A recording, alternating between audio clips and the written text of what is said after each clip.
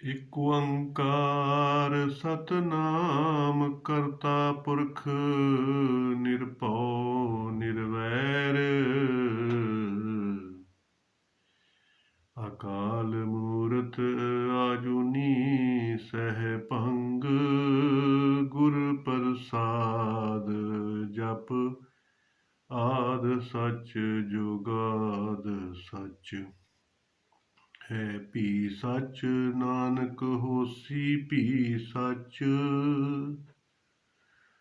ਡੰਡੌਤ ਬੰਧਨ ਅਨਕ ਬਾਰ ਸਰਬ ਕਲਾ ਸਮਰੱਥ ਡੋਲਨ ਤੇ ਰਾਖੋ ਪ੍ਰਭੂ ਨਾਨਕ ਦੇ ਕਰ ਹੱਥ ਸਤਨਾਮ ਵਾਹਿਗੁਰੂ ਸਤਨਾਮ ਵਾਹਿਗੁਰੂ।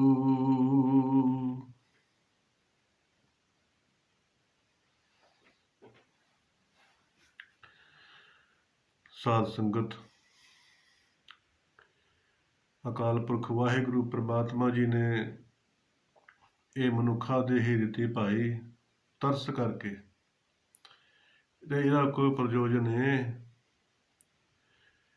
ਕਿ ਪਰਮਾਤਮਾ ਦੀ ਪ੍ਰਾਪਤੀ ਕਰਨੀ ਤੇ ਸੰਸਾਰ ਦੀ ਨਿਵਰਤੀ ਕਰਨੀ।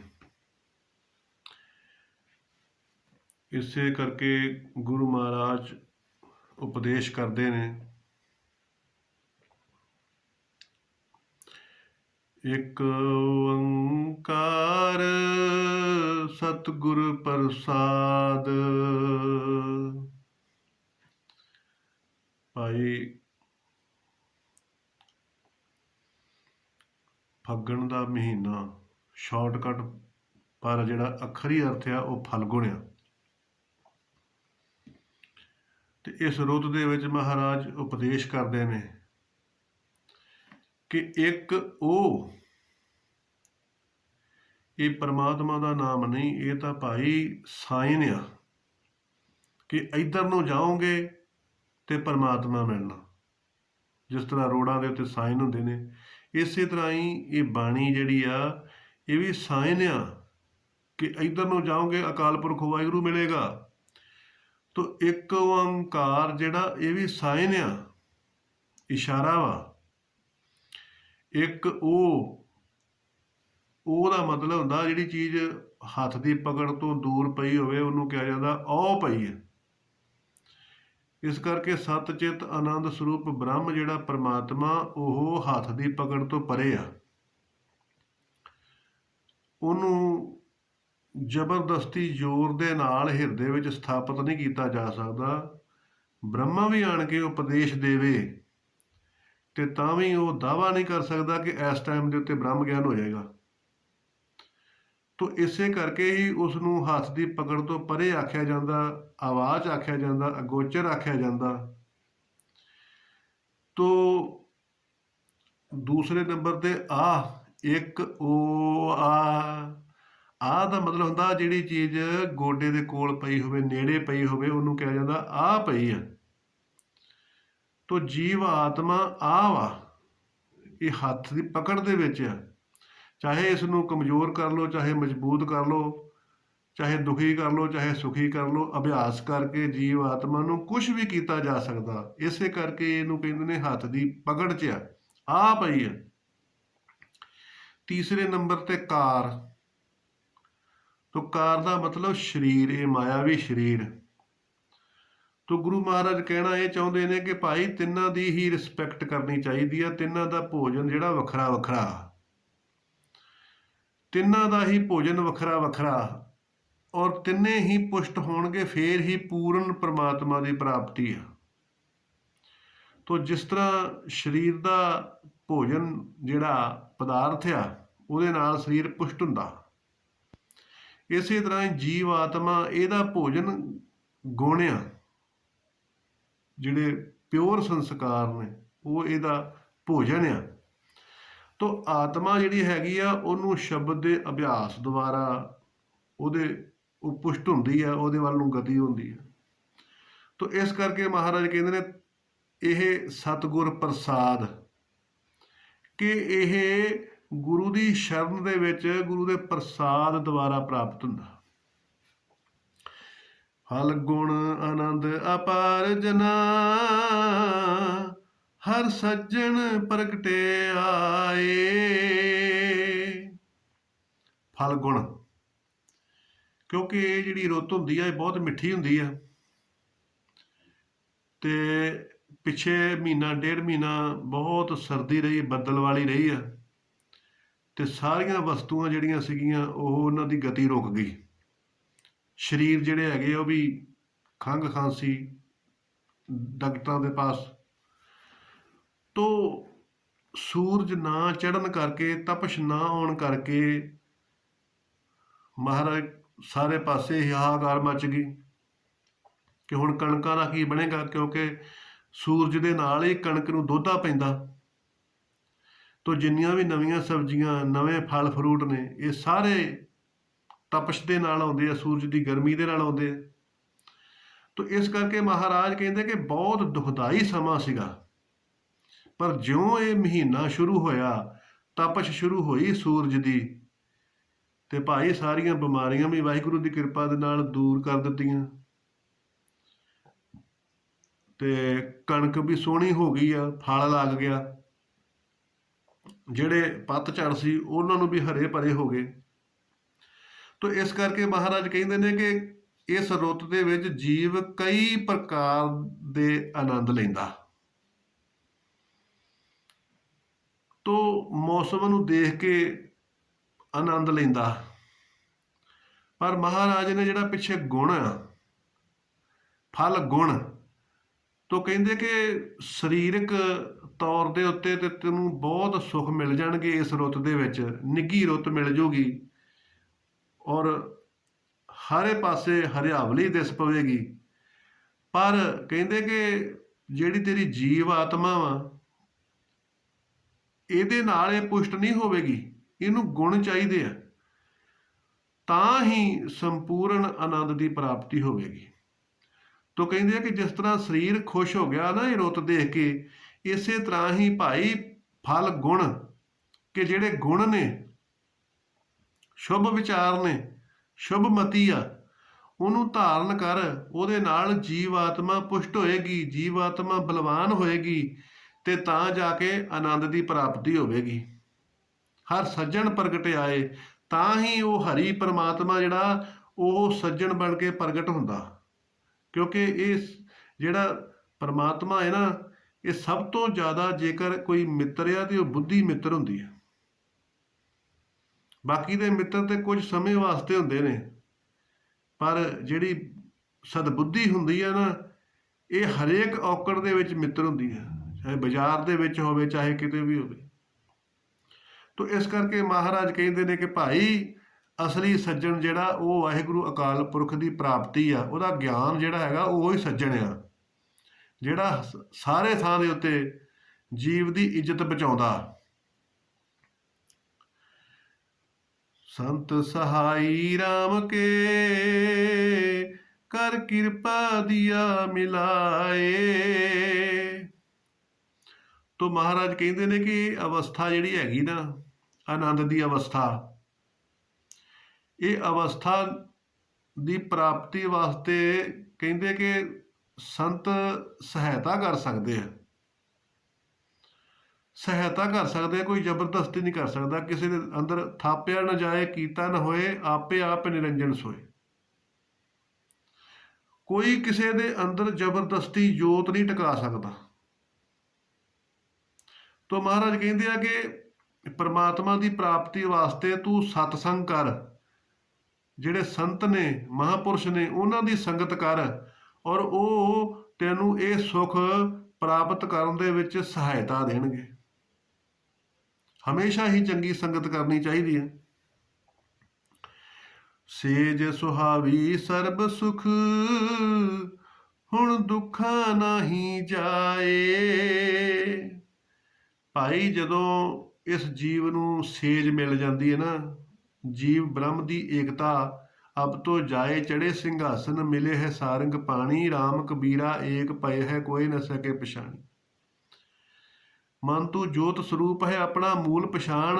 ਇਹ ਜਿਹੜਾ ਆਪਣਾ ਜੋਤ ਸਰੂਪ ਪਛਾਣ ਲੈਣਾ, ਇਹੋ ਹੀ ਸੇਜ ਹੁੰਦੀ ਹੈ।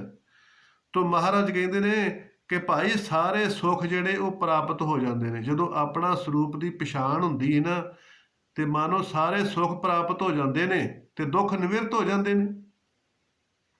ਜੋ ਵੀ ਸੰਸਾਰ ਦੀਆਂ ਕਾਮਨਾ ਉਹ ਸਾਰੀਆਂ ਨਿਵਰਤ ਹੋ ਜਾਂਦੀਆਂ। ਤੋ ਇਸੇ ਕਰਕੇ ਹੀ ਮਹਾਰਾਜ ਕਹਿੰਦੇ ਨੇ ਕਿ ਭਾਈ ਆਪਣੇ ਸਰੂਪ ਦੀ ਪਛਾਣ ਕਰ ਕਿ ਮੈਂ ਕੀ ਹਾਂ, ਮੈਂ ਤੇ ਬ੍ਰਹਮ ਹਾਂ। ਮੈਂ ਕਿਉਂ ਮੂੰਹ ਦੇ ਵਿੱਚ ਭਟਕ ਕੇ ਦੁਖੀ ਹੁੰਨਾ, ਮੈਂ ਕਿਉਂ ਰਾਗ ਦਵੇਸ਼ ਦੇ ਵਿੱਚ ਭਟਕ ਕੇ ਦੁਖੀ ਹੁੰਨਾ। ਇਹ ਭਾਈ ਝੂਠੇ ਛਣਕ ਭਰ ਸੁੱਖ ਨੇ, ਇਹ ਬਹੁਤ ਵੱਡਾ ਦੁੱਖ ਦੇ ਕੇ ਜਾਂਦੇ ਨੇ। ਤੋ ਅਸਲੀ ਜਿਹੜਾ ਸੇਜ ਆ ਉਹ ਆਪਣੇ ਸਰੂਪ ਦੀ ਪਛਾਣ ਕਰਨੀ ਆ, ਗਿਆਨ ਦੇ ਵਿੱਚ ਰਹਿਣਾ, ਸਹਿਜ ਵਿੱਚ ਰਹਿਣਾ, ਦਇਆ ਵਿੱਚ ਰਹਿਣਾ, ਪਰਉਪਕਾਰ ਦੇ ਵਿੱਚ ਰਹਿਣਾ, ਭਲੇ ਵਿੱਚ ਰਹਿਣਾ, ਨਿਮਰਤਾ 'ਚ ਰਹਿਣਾ, ਪੁੰਨ 'ਚ ਰਹਿਣਾ। ਇਹੋ ਹੀ ਸਹਿਜ ਸੁੱਖ ਹੁੰਦਾ। ਤੋ ਮਹਾਰਾਜ ਕਹਿੰਦੇ ਨੇ ਇਛ ਪੁੰਨੀ ਵਡ ਭਾਗਣੀ ਵਰ ਪਾਇਆ ਹਰ ਰਾਏ। ਜਿਸ ਤਰ੍ਹਾਂ ਵਿਆਹ ਤੋਂ ਪਹਿਲੋਂ ਲੜਕੀ ਸੁਪਨੇ ਦਾ ਰਾਜਕੁਮਾਰ ਸੋਚਦੀ ਰਹਿੰਦੀ ਹੈ, ਕੋਈ ਇੱਦਾਂ ਦਾ ਹੋਵੇਗਾ, ਇੱਦਾਂ ਦਾ ਹੋਵੇਗਾ, ਇੰਨੀ ਲੰਬਾਈ ਚੜਾਈ ਵਾਲਾ ਹੋਵੇਗਾ, ਇੰਨੀ ਅਮੀਰੀ ਹੋਵੇਗੀ, ਤਾਂ ਉਹ ਮਿਲਦਾ ਕੁਝ ਨਹੀਂ, ਉਹ ਸੁਪਨਾ ਹੀ ਰਹਿ ਜਾਂਦਾ। ਇਸੇ ਤਰ੍ਹਾਂ ਪੁਰਸ਼ ਜਿਹੜਾ ਉਹ ਵੀ ਸੋਚਦਾ ਰਹਿੰਦਾ ਵਿਆਹ ਤੋਂ ਪਹਿਲੋਂ ਇੱਦਾਂ ਦੀ ਆਵੇਗੀ, ਆਹ ਸੁੱਖ ਦੇਵੇਗੀ, ਉਹ ਸੁੱਖ ਦੇਵੇਗੀ। ਤਾਂ ਹੀ ਵਿਆਹ ਤੋਂ ਥੋੜ੍ਹਾ ਜਿਹਾ ਮਗਰੋਂ ਅਣਬਣ ਹੋਣੀ ਸ਼ੁਰੂ ਹੋ ਜਾਂਦੀ ਆ ਤੇ ਉਹ ਮਿਹਣਾ ਮਾਰਨਾ ਸ਼ੁਰੂ ਕਰ ਦਿੰਦਾ ਕਿ ਜਦੋਂ ਮੈਂ ਤੈਨੂੰ ਲੈ ਕੇ ਆਇਆ ਸੀਗਾ ਵਿਆਹ ਕੇ, ਉਦੋਂ ਤਾਂ ਤੂੰ ਚੰਦਰਮੁਖੀ ਸੀ ਤੇ ਹੁਣ ਤੂੰ ਸੂਰਜਮੁਖੀ ਹੋ ਗਈ ਹੈ। ਤਾਂ ਇਸੇ ਤਰ੍ਹਾਂ ਹੀ ਇਸਤਰੀ ਉਹ ਵੀ ਦੁਖੀ ਹੋ ਜਾਂਦੀ ਕਿ ਜਿੱਦਾਂ ਦਾ ਮੈਂ ਸੋਚਦੀ ਸੀ ਉੱਦਾਂ ਦਾ ਮੈਨੂੰ ਮਿਲਿਆ ਨਹੀਂ। ਤਾਂ ਮਹਾਰਾਜ ਕਹਿੰਦੇ ਕਿ ਸੰਸਾਰ ਦੇ ਵਿੱਚ ਕੋਈ ਵਡਭਾਗਣੀ ਹੀ ਇਸਤਰੀ ਹੁੰਦੀ ਹੈ ਜਿਹਨੂੰ ਮਨ ਚਾਹਿਆ ਮਿਲਦਾ, ਕਿਉਂਕਿ ਮਨ ਚਾਹਤ ਕੁਛ ਔਰੇ ਕੀ ਔਰੇ ਭਈ। ਗੁਰੂ ਮਹਾਰਾਜ ਕਹਿੰਦੇ ਕਿ ਨਹੀਂ ਕਿ ਜਿਹੜਾ ਮਨ ਦੇ ਵਿੱਚ ਚਾਹਤ ਸੀ ਨਾ ਉਹ ਨਹੀਂ ਮਿਲਿਆ, ਹੋਰ ਦਾ ਹੋਰ ਹੀ ਮਿਲ ਗਿਆ। ਤੋ ਉਹ ਕੋਈ ਵਡਭਾਗਣੀ ਹੀ ਇਸਤਰੀ ਹੁੰਦੀ ਹੈ ਜਿਹਨੂੰ ਉਹਦਾ ਸੁਪਨਿਆਂ ਦਾ ਰਾਜਕੁਮਾਰ ਮਿਲ ਜਾਂਦਾ, ਸੁਪਨੇ ਵਾਲਾ ਜੀਵਨ ਮਿਲ ਜਾਂਦਾ। ਤੋ ਇਸੇ ਤਰ੍ਹਾਂ ਹੀ ਮਹਾਰਾਜ ਕਹਿੰਦੇ ਕਿ ਉਹ ਸਾਧਕ ਜਿਹੜਾ ਹੁੰਦਾ ਨਾ, ਸਾਧਕ ਤੇ ਬਹੁਤ ਪਰਮਾਤਮਾ ਦੇ ਪਾਸੇ ਸ਼ੁਰੂਆਤ ਕਰਦੇ ਆ, ਪਰ ਪਹੁੰਚਦਾ ਕੋਈ ਆ ਵਡਭਾਗਾ। ਤੋ ਕਹਿੰਦੇ ਜੇਕਰ ਪ੍ਰੇਮ ਦੇ ਨਾਲ ਪਰਮਾਤਮਾ ਦਾ ਸਿਮਰਨ ਕਰੋਗੇ ਤਾਂ ਜ਼ਰੂਰ ਪਹੁੰਚੋਗੇ। ਜੇ ਸਿਮਰਨ ਕਰਦਿਆਂ ਕਾਮਨਾ ਆ ਗਈ ਤਾਂ ਫਿਰ ਉਹ ਸਿਮਰਨ ਉੱਥੇ ਹੀ ਰੁਕ ਜਾਂਦਾ। ਸੇਵਾ ਕਰਦਿਆਂ ਕਾਮਨਾ ਆ ਗਈ ਤਾਂ ਸੇਵਾ ਉੱਥੇ ਹੀ ਰੁਕ ਜਾਂਦੀ ਹੈ। ਤਾਂ ਇਸੇ ਕਰਕੇ ਹੀ ਮਹਾਰਾਜ ਕਹਿੰਦੇ ਨੇ ਕਿ ਸਿਮਰਨ ਕਰਦਿਆਂ ਆਪਣੀ ਪਦ ਪ੍ਰਤਿਸ਼ਠਾ, ਆਪਣੀ ਮਹਿਮਾ, ਆਪਣੀ ਵਡਿਆਈ, ਇਹ ਸਾਰਾ ਕੁਝ ਜਦੀ ਚਿੰਤਨ ਦੇ ਵਿੱਚ ਆ ਗਿਆ ਤਾਂ ਸਿਮਰਨ ਖਤਮ ਹੋ ਜਾਂਦਾ। ਸੇਵਾ ਕਰਦਿਆਂ ਜਦੀ ਪ੍ਰਧਾਨਗੀ ਦੀ ਵਡਿਆਈ, ਕੋਈ ਇਹੋ ਜਿਹਾ ਚੌਧਰੀ, ਕੋਈ ਇਹੋ ਜਿਹਾ ਕੋਈ ਮਾਨ, ਕੋਈ ਇਹੋ ਜਿਹਾ ਸੰਕਲਪ ਵਿਚਾਰ ਆ ਗਿਆ ਤਾਂ ਸੇਵਾ ਵੀ ਖਤਮ ਹੋ ਜਾਂਦੀ। ਤਾਂ ਭਾਈ ਨਿਸ਼ਕਾਮ ਹੋ ਕੇ ਸਿਮਰਨ ਕਰੋ, ਨਿਸ਼ਕਾਮ ਹੋ ਕੇ ਸੇਵਾ ਕਰੋ, ਤਾਂ ਫਿਰ ਉਹ ਜਿਹੜਾ ਜੀਵ ਆ ਉਹ ਵੱਡਿਆਂ ਭਾਗਾਂ ਵਾਲਾ ਵਾਹਿਗੁਰੂ ਪਰਮਾਤਮਾ ਜੀ ਨੂੰ ਪ੍ਰਾਪਤ ਹੋ ਜਾਂਦਾ। ਮਿਲ ਸਹੀਆਂ ਮੰਗਲ ਗਾਵਹੀ, ਗੀਤ ਗੋਬਿੰਦ ਅਲਾਹੇ। ਤੋ ਜਿਹਨੂੰ ਪ੍ਰਮਾਤਮਾ ਦੀ ਪ੍ਰਾਪਤੀ ਹੋ ਜਾਂਦੀ ਹੈ ਨਾ, ਉਹਦੇ ਜੀਵਨ ਦੇ ਵਿੱਚ ਆਪ ਵੀ ਆਨੰਦ ਆ ਜਾਂਦਾ ਤੇ ਉਹਨੂੰ ਫਿਰ ਭਾਈ ਇਹ ਆਨੰਦ ਦੂਸਰਿਆਂ ਦੇ ਵਿੱਚ ਵੰਡਣਾ ਚਾਹੀਦਾ। ਉਹ ਆਪ ਵੀ ਵਾਹਿਗੁਰੂ ਪਰਮਾਤਮਾ ਦੇ ਗੁਣ ਗਾਊ ਔਰ ਦੂਸਰਿਆਂ ਨੂੰ ਵੀ ਸੁਖੀ ਰੱਖੂਗਾ, ਦੂਸਰਿਆਂ ਨੂੰ ਵੀ ਪ੍ਰੇਰਨਾ ਦਊਗਾ ਕਿ ਭਾਈ ਸੰਸਾਰ ਦੇ ਵਿੱਚ ਕੁਝ ਨਹੀਂ ਹੈਗਾ, ਇਹ ਤਾਂ ਸਾਰਾ 4 ਦਿਨਾਂ ਦਾ ਮੇਲਾ, ਸੁਪਨਾ ਚੱਲਣ ਦਿਆ। ਇੱਕ ਸੁਪਨਾ ਹੁੰਦਾ ਅੱਖਾਂ ਬੰਦ ਹੋਈਆਂ ਹੁੰਦੀਆਂ, ਔਰ ਇਹ ਜਿਹੜਾ ਅੱਖਾਂ ਖੋਲ ਕੇ ਦੇਖ ਰਿਹਾ ਸੰਸਾਰ ਨੂੰ ਹੈਗਾ, ਇਹ ਵੀ ਸੁਪਨਾ ਹੀ ਆ। ਤੋ ਜਿਹਨੂੰ ਪਰਮਾਤਮਾ ਦੀ ਪ੍ਰਾਪਤੀ ਹੋ ਜਾਂਦੀ ਆ, ਉਹ ਭਾਈ ਆਪ ਵੀ ਉਹਦਾ ਜੀਵਨ ਆਨੰਦ ਹੋ ਜਾਂਦਾ ਤੇ ਉਹ ਫਿਰ ਸੰਗਤਾਂ ਦੇ ਨਾਲ ਮਿਲ ਕੇ ਵਾਹਿਗੁਰੂ ਦੇ ਗੁਣ ਗਾਉਂਦਾ, ਤਾਂ ਕਿ ਹੋਰ ਵੀ ਦੂਸਰਿਆਂ ਦਾ ਭਲਾ ਹੋ ਜਾਵੇ।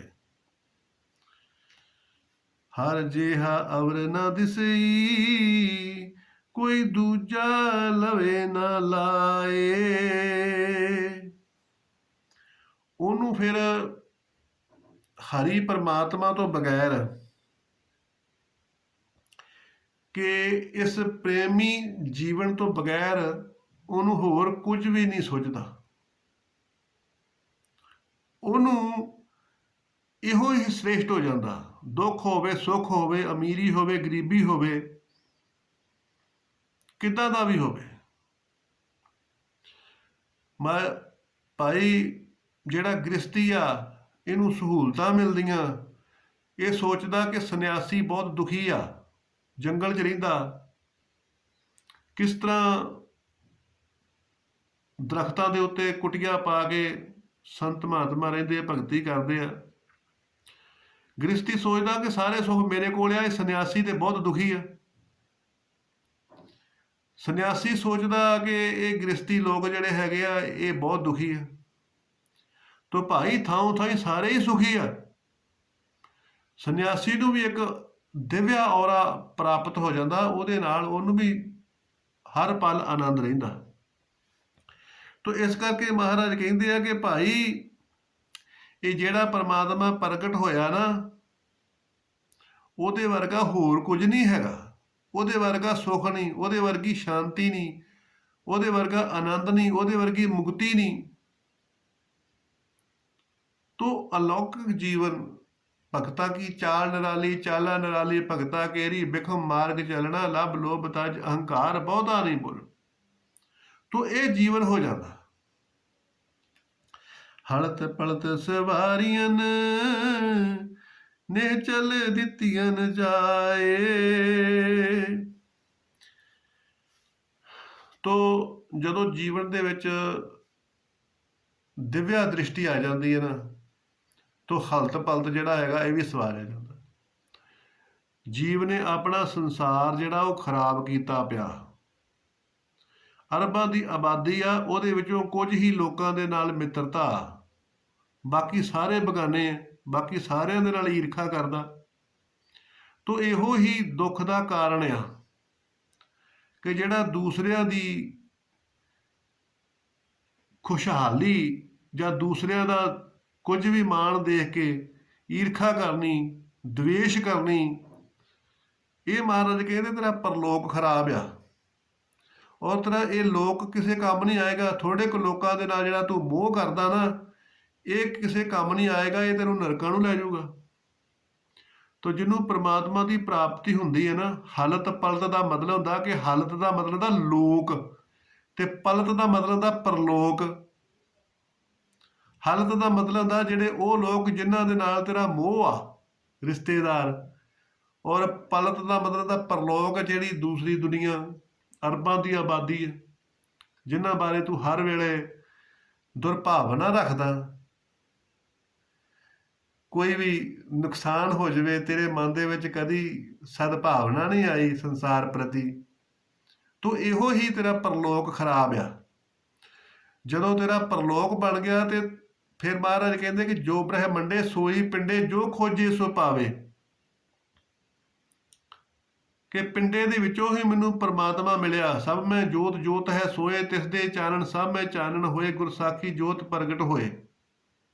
ਕਹਿੰਦੇ ਮੇਰੇ ਹਿਰਦੇ ਵਿੱਚ ਜੋਤ ਪ੍ਰਗਟ ਹੋਈ ਆ, ਹੁਣ ਉਹੋ ਹੀ ਜੋਤ ਮੈਨੂੰ ਸਾਰਿਆਂ ਵਿੱਚ ਦਿਸਦੀ ਆ। ਇਹੋ ਹੀ ਤੇ ਜੀਵ ਬ੍ਰਹਮ ਦੀ ਏਕਤਾ ਹੁੰਦੀ ਹੈ ਕਿ ਰਾਗ ਦਵੇਸ਼ ਖਤਮ ਹੋ ਜਾਂਦਾ, ਆਪਣਾ ਬਗਾਨਾ ਖਤਮ ਹੋ ਜਾਂਦਾ, ਦੁਸ਼ਮਣ ਮਿੱਤਰ ਖਤਮ ਹੋ ਜਾਂਦਾ, ਸੋਨਾ ਮਿੱਟੀ ਦਾ ਭਾਵ ਖਤਮ ਹੋ ਜਾਂਦਾ, ਦੁਬਿਧਾ ਖਤਮ ਹੋ ਜਾਂਦੀ, ਦਵੇਸ਼ ਖਤਮ ਹੋ ਜਾਂਦਾ, ਦੂਜਾ ਭਾਵ ਖਤਮ ਹੋ ਜਾਂਦਾ, ਇੱਕ ਭਾਵ ਰਹਿ ਜਾਂਦਾ। ਨਾ ਦੁਖੀ ਨਾ ਸੁਖੀ, ਨਾ ਆਪਣਾ ਨਾ ਬਗਾਨਾ, ਨਾ ਦੁਸ਼ਮਣ ਨਾ ਮਿੱਤਰ, ਸਮ ਭਾਵ। ਤੋ ਕਹਿੰਦੇ ਕਿ ਜਦੋਂ ਪ੍ਰਮਾਤਮਾ ਦੀ ਪ੍ਰਾਪਤੀ ਹੁੰਦੀ ਆ ਤੇ ਸੱਤਾ ਪਰਿਵਰਤਨ ਹੋ ਜਾਂਦਾ। ਤੋ ਜਿਹੜਾ ਪਹਿਲੋਂ ਕੁਝ ਲੋਕਾਂ ਤੱਕ ਮੋਹ ਸੀਗਾ ਉਹ ਖਤਮ ਹੋ ਜਾਂਦਾ। ਹੁਣ ਸਾਰਾ ਬ੍ਰਹਿਮੰਡ ਦੇ ਲੋਕ ਜਿੰਨੇ ਆ ਉਹ ਸਾਰੇ ਹੀ ਆਪਣਾ ਸਰੂਪ ਦਿਸਦਾ। ਤੋ ਫਿਰ ਸਾਰਿਆਂ ਪ੍ਰਤੀ ਹੀ ਸ਼ੁਭ ਭਾਵਨਾ ਆ ਜਾਂਦੀ ਆ ਤੋ ਇਸੇ ਕਰਕੇ ਸਾਰੇ ਪਾਸਿਓਂ ਠੰਡੀ ਹਵਾ ਆਉਂਦੀ ਹੈ। ਇਸੇ ਨੂੰ ਕਹਿੰਦੇ ਲੋਕ ਸੁਖੀਏ ਪਰਲੋਕ ਸੁਹੇਲੇ। ਇਸੇ ਨੂੰ ਕਹਿੰਦੇ ਨੇ ਹਲਤ ਪਲਤ ਸਵਾਰੀਆਂ ਨਿਹਚਲ ਦਿੱਤੀਏ ਜਾਏ, ਕਿ ਹੁਣ ਭਾਈ ਮੇਰਾ ਜਿਹੜਾ ਅਵਸਥਾ ਹੋ ਗਈ ਉਹ ਨਿਹਚਲ ਹੋ ਗਈ ਹੈ। ਅੱਗੇ ਚੰਚਲ ਸੀ, ਅੱਗੇ ਮੈਂ ਦੁਖੀ ਸੀਗਾ, ਕਿਸੇ ਦੀ ਤਰੱਕੀ ਦੇਖ ਕੇ ਮੈਂ ਭਟਕਦਾ ਸੀ, ਕਿਸੇ ਦਾ ਸਤਿਕਾਰ ਦੇਖ ਕੇ ਭਟਕਦਾ ਸੀ, ਪਰ ਹੁਣ ਨਹੀਂ। ਹੁਣ ਮੈਨੂੰ ਨਿਹਚਲ ਪਦ ਮਿਲ ਗਿਆ। ਸਾਰਿਆਂ ਪ੍ਰਤੀ ਮੇਰਾ ਇੱਕੋ ਹੀ ਸਦਭਾਵ ਆ ਕਿ ਸਾਰੇ ਹੀ ਪਰਮਾਤਮਾ ਦਾ ਰੂਪ ਆ।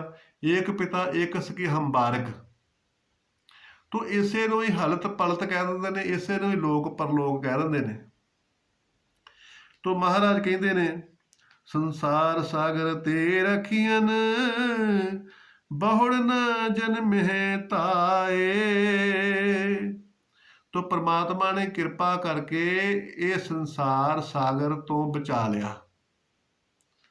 ਤੋ ਮਹਾਰਾਜ ਕਹਿੰਦੇ ਨੇ ਕਿ ਹੁਣ ਮੇਰੀ ਜਿਹੜੀ ਬਿਰਤੀ ਆ, ਸੁਰਤੀ ਆ, ਉਹ ਪਵਿੱਤਰ ਹੋ ਗਈ ਆ, ਤੇ ਹੁਣ ਮੇਰੇ ਜੀਵਨ ਵਿੱਚ ਮੇਰਾ ਪਤਨ ਨਹੀਂ ਹੋਵੇਗਾ। ਇਹ ਜਿਹੜਾ ਪਤਨ ਹੁੰਦਾ ਇਹੋ ਹੀ ਜਨਮ ਮਰਨ ਹੁੰਦਾ, ਕਿ ਜਿਹੜਾ ਕਿਸੇ ਖਰਾਸ਼ ਦੇ ਵਿੱਚ ਚਲੇ ਜਾਣਾ, ਇਹੋ ਹੀ ਜਨਮ ਮਰਨ ਹੁੰਦਾ। ਇਹਦੇ ਵਿੱਚੋਂ ਨਿਕਲਣਾ, ਫੇਰ ਚਲੇ ਜਾਣਾ, ਫੇਰ ਨਿਕਲਣਾ। ਤੋ ਇਸੇ ਨੂੰ ਹੀ ਕਹਿੰਦੇ ਨੇ ਕਿ ਭਰਮ ਦੇ ਵਿੱਚ ਚਲੇ ਗਿਆ, ਫੇਰ ਭਰਮ ਚੋਂ ਨਿਕਲਿਆ। ਇਸੇ ਨੂੰ ਹੀ ਜਨਮ ਮਰਨ ਕਹਿੰਦੇ ਨੇ, ਆਵਾਗਮਨ ਕਹਿੰਦੇ ਨੇ। ਤੋ ਮਹਾਰਾਜ ਕਹਿੰਦੇ ਨੇ ਕਿ ਹੁਣ ਭਾਈ ਪਰਮੇਸ਼ਰ ਪਰਮਾਤਮਾ ਜੀ ਨੇ ਸੰਸਾਰ ਸਾਗਰ, ਜਿਹੜਾ ਸੰਸਾਰ ਦੁੱਖ ਦਾ ਘਰ ਆ, ਸ਼ੰਕੇ ਦਾ ਘਰ ਆ, ਇਹਦੇ ਵਿੱਚੋਂ ਮੈਨੂੰ ਰੱਖ ਲਿਆ, ਮੈਨੂੰ ਇਹਦੇ ਵਿੱਚੋਂ ਪਵਿੱਤਰ ਕਰ ਦਿੱਤਾ, ਸਮ ਕਰ ਦਿੱਤਾ। ਤੋ ਹੁਣ ਪਰਮਾਤਮਾ ਜੀ ਕਹਿੰਦੇ ਨੇ ਕਿ ਜਨਮ ਮਰਨ ਦਾ ਜਿਹੜਾ ਆਵਾਗਮਨ ਦਾ ਜਿਹੜਾ ਭੈ ਸੀ ਉਹ ਖਤਮ ਹੋ ਗਿਆ, ਔਰ ਸਦਾ ਵਾਸਤੇ ਮੈਂ ਪਰਮਾਤਮਾ ਦੀ ਜੋਤੀ ਵਿੱਚ ਲੀਨ ਹੋ ਗਿਆ, ਸੁਖ ਸਰੂਪ ਹੋ ਗਿਆ। ਤੋ ਅੱਗੇ ਮਹਾਰਾਜ ਕਹਿੰਦੇ ਨੇ ਜੀਵਾ ਏਕ ਅਨੇਕ ਗੁਣ ਤਰੇ ਨਾਨਕ ਚਰਣੀ ਪਾਏ। ਤੋ ਅਕਾਲ ਪੁਰਖ ਵਾਹਿਗੁਰੂ ਦੇ ਬੇਅੰਤੀ ਗੁਣ ਨੇ, ਉਹ ਕੁਝ ਵੀ ਕਰ ਸਕਦਾ। ਗੁੰਗੇ ਦੇ ਕੋਲੋਂ ਗੀਤਾ ਦੇ ਅਰਥ ਵੀ ਕਰਾ ਸਕਦਾ। ਪਰਮੇਸ਼ਰ ਪਰਮਾਤਮਾ ਜੀ ਕੌਡੇ ਰਾਖਸ਼ ਨੂੰ ਸੰਤ ਬਣਾ ਸਕਦੇ ਨੇ, ਤੱਤੇ ਤੇਲ ਨੂੰ ਬਰਫ਼ ਵਰਗਾ ਕਰ ਸਕਦੇ ਨੇ। ਉਹ ਬਹੁਤ ਦਿਆਲੂ ਨੇ, ਕਿਰਪਾਲੂ ਨੇ ਪਰਮੇਸ਼ਰ ਪਰਮਾਤਮਾ ਜੀ। ਉਹਦਾ ਓਟ ਆਸਰਾ ਲੈਣਾ ਚਾਹੀਦਾ। ਤੋ ਮਹਾਰਾਜ ਕਹਿੰਦੇ ਨੇ ਕਿ ਉਹਦੀ ਏਡੀ ਵੱਡੀ ਮਹਿਮਾ ਮੇਰੀ ਇੱਕ ਜੀਭ ਉਹਦੇ ਗੁਣ ਕਿਵੇਂ ਗਾ ਸਕਦੀ ਹੈ?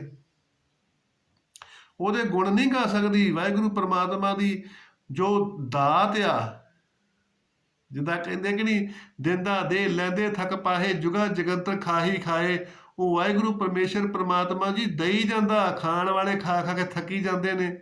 ਉਹਦੇ ਦਿੱਤੇ ਦਾ, ਉਹਦੇ ਗੁਣਾਂ ਦਾ ਇਹ ਜੀਭ ਜਿਹੜੀ ਹੈਗੀ ਆ ਵਿਖਿਆਨ ਨਹੀਂ ਕਰ ਸਕਦੀ। ਤੋ ਵਾਹਿਗੁਰੂ ਪਰਮਾਤਮਾ ਜੀ ਦਾ ਧੰਨਵਾਦ ਹੀ ਕਰ ਸਕਦੀ ਹੈ। ਤੋ ਫਲ ਗੁਣ ਨਿਤ ਸਲਾਹੀਏ ਜਿਸਨੂੰ ਤਿਲ ਨਾ ਤਮਾਏ। ਤੋ ਮਹਾਰਾਜ ਜਿਹੜਾ ਇਹ ਰੁੱਤ ਆ ਫਲ ਦੇਣ ਵਾਲੀ, ਮਹਾਰਾਜ ਕਹਿੰਦੇ ਕਿ ਇਸ ਰੁੱਤ ਦੇ ਵਿੱਚ ਸਦਾ ਹੀ ਉਸ ਅਕਾਲ ਪੁਰਖ ਵਾਹਿਗੁਰੂ ਦੀ ਸਲੋਹਤਾ ਕਰਨੀ ਚਾਹੀਦੀ ਹੈ, ਉਹਦੇ ਗੁਣ ਗਾਉਣੇ ਚਾਹੀਦੇ ਆ, ਕਿਉਂਕਿ ਉਹਨੂੰ ਤੇ ਕੋਈ ਤਮਾ ਨਹੀਂ ਹੈਗੀ। ਤਿਲ ਨਾ ਤਮਾ ਹੈ, ਉਹਨੂੰ ਤਾਂ ਕੋਈ ਤਮਾ ਨਹੀਂ ਕਿ ਮੇਰੇ ਗੁਣ ਗਾਵੇ ਜਾਂ ਨਾ ਗਾਵੇ, ਲੇਕਿਨ ਜੀਵ ਨੇ ਆਪਣੇ ਫਾਇਦੇ ਵਾਸਤੇ ਗਾਉਣੇ ਆ, ਆਪਣੇ ਭਲਾਈ ਵਾਸਤੇ ਹੀ ਜੀਵ ਨੇ ਇਹ ਗੁਣ ਗਾਉਣੇ ਆ, ਨਾ ਕਿ ਪਰਮਾਤਮਾ ਵਾਸਤੇ। ਪਰਮਾਤਮਾ ਨੂੰ ਇਹਦੇ ਨਾਲ ਕੋਈ ਲੈਣਾ ਦੇਣਾ ਨਹੀਂ ਹੈਗਾ। ਜੇਕਰ ਦਇਆ ਧਾਰਨ ਕਰਨੀ ਆ ਤੇ ਸੁੱਖ ਜਿਹੜਾ ਹੈਗਾ ਉਹ ਜੀਵ ਨੂੰ ਮਿਲਣਾ, ਪਰਮਾਤਮਾ ਨੂੰ ਨਹੀਂ ਮਿਲਣਾ। ਤੋ ਇਸ ਕਰਕੇ ਮਹਾਰਾਜ ਜੀ ਕਹਿੰਦੇ ਨੇ ਕਿ ਭਾਈ ਇਸ ਰੁੱਤ ਦੇ ਵਿੱਚ ਅਕਾਲ ਪੁਰਖ ਵਾਹਿਗੁਰੂ ਪਰਮੇਸ਼ਰ ਪਰਮਾਤਮਾ ਜੀ ਦਾ ਸਦਾ ਹੀ ਸੇਵਾ ਸਿਮਰਨ, ਦਇਆ ਪੁੰਨ ਪਰਉਪਕਾਰ ਕਰੋ ਅਕਾਲ ਪੁਰਖ ਵਾਹਿਗੁਰੂ ਪਰਮਾਤਮਾ ਜੀ ਦਾ, ਤੇ ਸੁੱਖ ਪ੍ਰਾਪਤ ਕਰੋ। ਕਿਉਂਕਿ ਪਰਮੇਸ਼ਰ ਪਰਮਾਤਮਾ ਜੀ ਨੂੰ ਭਾਈ ਕੋਈ ਤਮਾ ਨਹੀਂ ਹੈਗੀ। ਤੋ ਸਾਧ ਸੰਗਤ, ਸਰੀਰ ਦੇ ਜਿਹੜੇ ਗਿਆਨ ਇੰਦਰੇ ਆ ਇਹਨਾਂ ਗਿਆਨ ਇੰਦਰੀਆਂ ਦੇ ਵਿੱਚੋਂ ਸਭ ਤੋਂ ਜ਼ਿਆਦਾ ਜਿਹੜਾ ਸੁੱਖ ਲੈਂਦੀ ਆ ਉਹ ਜੀਭ ਆ। ਤੋ ਜੀਭ ਜਿਹੜੀ ਹੈਗੀ ਆ ਇਹ ਸਭ ਤੋਂ ਜ਼ਿਆਦਾ ਰਸ ਕਿਉਂ ਲੈਂਦੀ ਆ? ਦੇਖੋ, ਬਾਕੀ ਦੇ ਜਿਹੜੇ ਇੰਦਰੇ ਨੇ ਇਹ ਸਾਰੇ ਜੀਵ ਦੇ ਸੇਵਾਦਾਰ ਆ। ਇਹ ਸੇਵਾਦਾਰ ਆ ਸਾਰੇ, ਕਿਉਂਕਿ ਜੀਭ ਜਿਹੜੀ ਹੈਗੀ ਹੈ ਇਹਦੀ ਬੜੀ ਤਪੱਸਿਆ ਵਾ। ਪਹਿਲੀ ਗੱਲ ਤਾਂ ਇਹ ਆ ਕਿ ਜੀਭ ਦੇ ਵਿੱਚ ਹੱਡੀ ਨਹੀਂ ਹੈਗੀ। ਤੋ ਜੀਭ ਦੇ 4 ਚੁਫੇਰੇ ਨੁਕੀਲੇ ਦੰਦਾਂ ਦੀ ਵਾੜ ਲੱਗੀ ਹੋਈ ਆ, ਉਹਨਾਂ ਤੋਂ ਬਾਹਰ ਨਹੀਂ ਜਾ ਸਕਦੀ। ਉਸ ਤੋਂ ਵੀ ਬਾਹਰ ਜਿਸ ਗੁਫਾ ਦੇ ਵਿੱਚ ਜੀਭ ਬੈਠੀ ਹੋਈ ਆ ਉਹਦਾ ਦਰਵਾਜ਼ਾ ਜਦੋਂ ਬੰਦ ਹੋ ਜਾਂਦਾ, ਬੁੱਲ ਬੰਦ ਹੋ ਜਾਂਦੇ ਨੇ ਤੇ ਅੰਦਰ ਹਨੇਰ ਘੁੱਪ ਹੋ ਜਾਂਦਾ। ਇੱਕ ਤਾਂ ਜੀਭ ਹਨੇਰ ਘੁੱਪ ਗੁਫਾ ਦੇ ਵਿੱਚ ਬੈਠੀ ਆ ਔਰ ਇੱਕ ਨੁਕੀਲੇ ਦੰਦਾਂ ਦੀ ਵਾੜ ਦੇ ਵਿੱਚ ਬੈਠੀ ਆ ਤੇ ਸੰਜਮ ਰੱਖ ਕੇ ਬੈਠੀ ਆ। ਇਹੋ ਹੀ ਉਹਦੀ ਤਪੱਸਿਆ। ਇਸੇ ਤਪੱਸਿਆ ਕਰਕੇ ਹੀ ਸਾਰੇ ਗਿਆਨ ਇੰਦਰੇ ਜਿਹੜੇ ਨੇ ਉਹ ਜੀਭ ਨੂੰ ਰਸ ਦੇਣ ਵਾਸਤੇ ਸਹਾਇਤਾ ਕਰਦੇ। ਤੋ ਜਿੰਨੇ ਵੀ ਖਾਣ ਪੀਣ ਵਾਲੇ ਪਦਾਰਥ ਨੇ ਉਹ ਜੀਭ ਦਾ ਰਸ ਆ। ਅੱਖਾਂ ਦੇ ਵਿੱਚ ਸੰਤਰੇ ਦਾ ਇੱਕ ਕਿਣਕਾ ਪੈ ਜਾਵੇ ਤੇ ਅੱਖਾਂ ਦੇ ਵਿੱਚੋਂ ਪਾਣੀ ਆ ਜਾਂਦਾ। ਲੇਕਿਨ ਇਹ ਅੱਖਾਂ ਜਿਹੜੀਆਂ, ਇਹਨਾਂ ਅੱਖਾਂ ਦੇ ਨਾਲ ਭੁੱਖ ਨਾ ਲੱਗੀ ਹੋਵੇ ਤੇ ਪਦਾਰਥਾਂ ਨੂੰ ਦੇਖ ਕੇ, ਰੰਗ ਬਰੰਗੀਆਂ ਮਠਿਆਈਆਂ ਨੂੰ ਦੇਖ ਕੇ ਉਹਨਾਂ ਨੂੰ ਖਾਣ ਨੂੰ ਚਿੱਤ ਕਰੇ ਆਉਂਦਾ। ਖਾਂਦੀ ਜੀਭ ਆ, ਸਹਾਇਤਾ ਅੱਖਾਂ ਕਰਦੀਆਂ। ਦੂਸਰੇ ਨੰਬਰ ਤੇ ਕੰਨ ਆ। ਕੰਨ ਵੀ ਜਦੋਂ ਪ੍ਰਸ਼ਾਦਾ ਬਣਦਾ ਉਹਦੀ ਆਵਾਜ਼ ਦੀ ਜਿਹੜੀ ਧੁਨੀ ਆ ਉਹਦੇ ਨਾਲ ਵੀ ਭੁੱਖ ਵੱਧਦੀ ਆ। ਇੱਦਾਂ ਹੀ ਨੱਕ ਸੁਗੰਧੀ ਆ। ਜਦੋਂ ਤੁੜਕਾ ਲੱਗਦਾ ਮਸਾਲੇਦਾਰ ਭੋਜਨ ਦਾ ਤੇ ਉਦੋਂ ਜਦੋਂ ਸੁਗੰਧੀ ਆਉਂਦੀ ਨੱਕ ਨੂੰ ਤੇ ਭੁੱਖ ਨਾ ਵੀ ਲੱਗੀ ਹੋਵੇ ਤਾਂ ਵੀ ਲੱਗਦੀ ਆ। ਪਰ ਖਾਂਦਾ ਕੌਣ ਆ? ਖਾਂਦੀ ਜੀਭ ਆ। ਇਹ ਹੱਥ ਆ, ਹੱਥਾਂ ਦੇ ਨਾਲ ਹੀ ਸਾਰਾ ਪ੍ਰਸ਼ਾਦਾ ਜ਼ੁਬਾਨ ਤੇ ਜਾਂਦਾ, ਪਰ ਹੱਥ ਖਾਂਦੇ ਨਹੀਂ ਗੇ। ਹੱਥਾਂ ਨੂੰ ਕੋਈ ਟੇਸਟ ਨਹੀਂ ਆਉਂਦਾ। ਹੱਥ ਤੇ ਭਾਈ ਸੇਵਾ ਹੀ ਕਰਦੇ ਆ। ਤੋ ਇਸੇ ਕਰਕੇ ਹੀ ਇਹ ਸੇਵਾ ਕਰਦੇ ਨੇ ਕਿ ਭਾਈ, ਕਿਉਂਕਿ ਇਸੇ ਕਰਕੇ ਹੀ ਸੇਵਾ ਕਰਦੇ ਨੇ ਕਿਉਂਕਿ ਜੀਭ ਜਿਹੜੀ ਆ ਉਹ ਤਪੱਸਿਆ ਕਰਦੀ ਆ। ਉਹਦੀ ਤਪੱਸਿਆ ਬਹੁਤ ਆ। ਤੋ ਸਾਰੇ ਅੰਗ ਜਿਹੜੇ ਨੇ ਉਹ ਜੀਭ ਦੀ ਸੇਵਾ ਕਰਦੇ ਆ। ਇਸੇ ਕਰਕੇ ਹੀ ਮਹਾਰਾਜ ਕਹਿੰਦੇ ਨੇ ਕਿ ਭਾਈ ਕਿ ਸਦਾ ਹੀ ਇਹ ਜਿਹੜੀ ਜੀਭ ਆ ਇਹਦੇ ਤੋਂ ਇਹ ਸਿੱਖਿਆ ਲੈਣੀ ਕਿ ਜਿਸ ਤਰ੍ਹਾਂ ਜੀਭ ਦੇ ਵਿੱਚ ਹੱਡੀ ਨਹੀਂ ਹੁੰਦੀ, ਇਸੇ ਤਰ੍ਹਾਂ ਹੀ ਜਿਸ ਜੀਵ ਦੇ ਵਿੱਚ ਨਿਮਰਤਾ ਹੁੰਦੀ ਆ ਉਹ ਨਿਮਰਤਾ ਹੀ ਮਹਾਰਾਜ ਕਹਿੰਦੇ ਕਿ ਨੌ ਨਿਧ ਨਾਮ ਗਰੀਬੀ ਪਾਈ। ਭਾਈ ਜੀਭ ਵਾਂਗੂ ਮਰਿਆਦਾ ਦੀਆਂ ਨੁਕੀਲੀਆਂ ਸ਼ਾਖਾਂ ਦੇ ਵਿੱਚ ਸੰਜਮ ਦੇ ਵਿੱਚ ਰਹਿਣਾ ਸਿੱਖੋ। ਜੀਭ ਵਾਂਗੂ ਹਨੇਰ ਗੁਫਾ ਰੂਪੀ ਇਕਾਗਰਤਾ ਦੇ ਵਿੱਚ ਰਹਿਣਾ ਸਿੱਖੋ। ਸੰਜਮ ਦੇ ਵਿੱਚ ਰਹਿਣਾ ਸਿੱਖੋ। ਇਹਦੇ ਨਾਲ ਹੀ ਜੀਵ ਦੀ ਤਪੱਸਿਆ ਔਰ ਇਹਨੂੰ ਹਰੇਕ ਪਦਾਰਥ ਵਿੱਚੋਂ ਰਸ ਪ੍ਰਾਪਤ ਹੋਏਗਾ। ਇਹਦੇ ਵਿੱਚ ਵੀ ਜੀਭ ਵਾਂਗੂ ਨਿਮਰਤਾ ਹੋਣੀ ਚਾਹੀਦੀ ਹੈ। ਜਿੱਦਾਂ ਜੀਭ ਦੇ ਵਿੱਚ ਅਕੜਨ ਨਹੀਂ ਹੈਗੀ, ਇਸੇ ਤਰ੍ਹਾਂ ਜੀਵ ਦੇ ਵਿੱਚ ਵੀ ਅਕੜਨ ਨਹੀਂ ਹੋਣੀ ਚਾਹੀਦੀ। ਤੋ ਅਕਾਲ ਪੁਰਖ ਵਾਹਿਗੁਰੂ ਪਰਮਾਤਮਾ ਦੀ ਕਿਰਪਾ ਦੇ ਨਾਲ ਸਾਰੀਆਂ ਬਖਸ਼ਿਸ਼ਾਂ ਉਸ ਜੀਵ ਨੂੰ ਪ੍ਰਾਪਤ ਹੋ ਜਾਂਦੀਆਂ ਤੇ ਉਸ ਜੀਵ ਦਾ ਜਿਹੜਾ ਜੀਵਨ ਆ ਉਹ ਭਾਈ ਸਫਲ ਹੋ ਜਾਂਦਾ। ਤੋ ਅਕਾਲ ਪੁਰਖ ਵਾਹਿਗੁਰੂ ਪਰਮੇਸ਼ਰ ਪਰਮਾਤਮਾ ਜੀ ਦੀ ਦਇਆ ਕਰਕੇ ਭਾਈ ਇਸ ਰੁੱਤ ਦਾ ਫਾਇਦਾ ਲਵੋ। ਵੱਧ ਤੋਂ ਵੱਧ ਸਿਮਰਨ ਕਰੋ, ਸੇਵਾ ਕਰੋ, ਯਾਤਰਾ ਕਰੋ, ਪਰਉਪਕਾਰ ਕਰੋ, ਭਲਾ ਕਰੋ, ਦਇਆ ਕਰੋ, ਪੁੰਨ ਕਰੋ ਤੇ ਆਪਣੇ ਜੀਵਨ ਨੂੰ ਸਫਲਾ ਕਰੋ। ਲੋਕ ਸੁਖੀਏ ਪਰਲੋਕ ਸੁਹੇਲੇ, ਨਾਨਕ ਹਰ ਪ੍ਰਭ ਆਪੇ ਮੇਲੇ। ਨਾਨਕ ਨਾਮ ਚੜ੍ਹਦੀ ਕਲਾ, ਤੇਰੇ ਭਾਣੇ ਸਰਬੱਤ ਦਾ ਭਲਾ। ਸਤਨਾਮ ਵਾਹਿਗੁਰੂ, ਸਤਨਾਮ ਵਾਹਿਗੁਰੂ।